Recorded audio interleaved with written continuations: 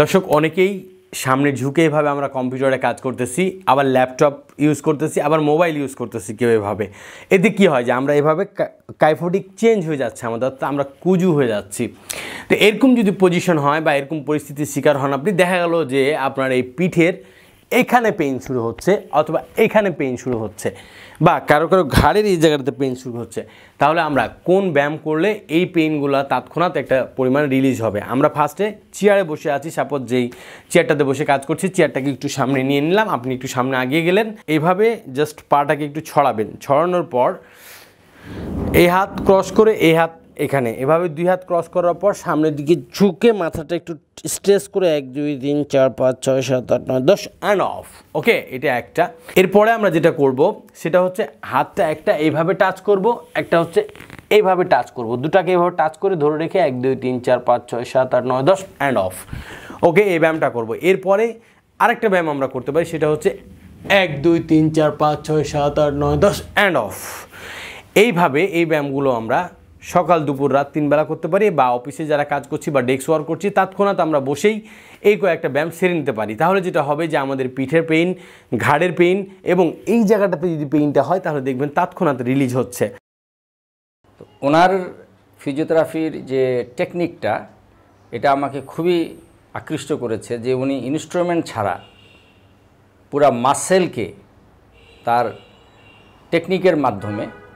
আমি ঘাড় ঘুরাইতে পারতাম না, হাত উঠাইতে পারতাম না, খুব ভারী ভারী লাগতো, রক্তটা টান খেত। আমার লাগতেছে আমি একটা মানে আগের যে একটা ভাব ছিল আমার শরীরে, এনার্জি ছিল, আমারটা লাগতেছে আমি ওইরকম ফিরে পেতেছি।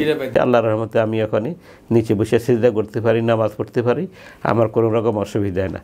এই স্যারের কাছে এসে আমি হাতও তুলতে পারতেছি, হাঁটতেও পারতেছি ইনশাল্লাহ। একটা হিট দেয়া হয়, কিছুক্ষণ দেওয়ার পরে বলে আজকে শেষ, ঠিক আছে।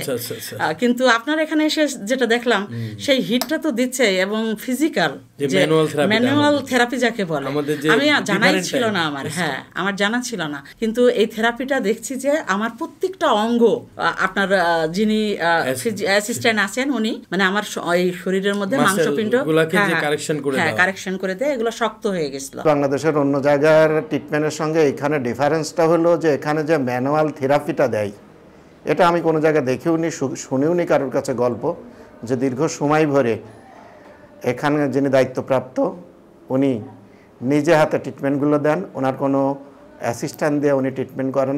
আমার তো মানে প্রথমে ঘাড়ে পেইন শুরু হয়, তারপরে ওই পেইনটা আস্তে আস্তে আস্তে আস্তে হাতের মধ্যে চলে আসে, একদম হাতের এই মাথা পর্যন্ত, আঙ্গুলের মাথা পর্যন্ত চলে আসে।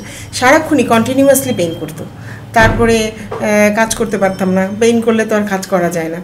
তারপর ঘুমাতে পারতাম না, শুইতে পারতাম না, শুইলেও পেন করতো, উঠে বসে থাকলেও পেন করতো। দেখা যেত মাঝে মাঝে একটু ঘাড়ের বেল্টটা পরতাম, বেল্ট পরলে একটু পেইনটা কমতো, তাও কমতো না, খুবই কষ্ট পেতাম। তো অনেক দিনই তো কষ্ট পেলাম, তারপরে তো আস্তে আস্তে। এখন আপু কি অবস্থা? এখন কি আপনি কতটুকু ভালো? এখন তো আলহামদুলিল্লাহ, এখন তো আর কোনো প্রবলেম নাই, মানে 100% সুস্থ। 100%, হ্যাঁ যাক আলহামদুলিল্লাহ। মানে অনলাইনে দেখতাম আর কি, ইন্ডিয়াতে করতো বা বাইরের দেশে করতো, মালয়েশিয়াতে করতো, কিন্তু বাস্তবে যে মানে এই চিকিৎসা একদম জয়েন্ট পেইন থেকে শুরু করে প্রত্যেকটা মাসেল অ্যাডজাস্টমেন্ট, এটা মানে আমি ফিল করা যায় যে না আমি যে সুস্থ হচ্ছি।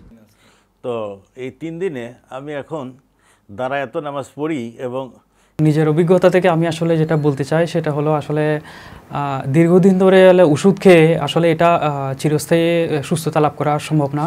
আমি নিজেও দেখেছি, ওষুধ খাই কিছুদিন ভালো থাকি, এরপর আবার ব্যথাটা ফিরে আসে।